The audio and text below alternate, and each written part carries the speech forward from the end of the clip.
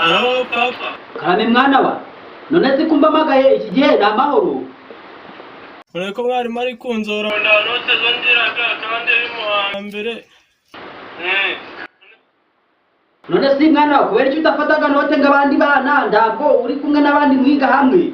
None se mu hambere ndo twandikaga kurubaho tubeze tuzisiba ndibaze tubaze. Mu hambere nyine hari kera mwarandika kubibaho. None se ko nongeye ngagira mu hambere bakaba bari kuzinza abo hose ndari mu hambere. Wanjije wese mu hambere ho muri segonderi hawe no mu hambere primaire. Ya. Ase amafaranga gwambaye go kugura amakendo nagariye ngagururu. Njira nawe nyingiro. Amafaranga gose naguhaye ibinoti bya 5 bitukura ntabwo waguzemo amakayi. Warayariye ndasoni.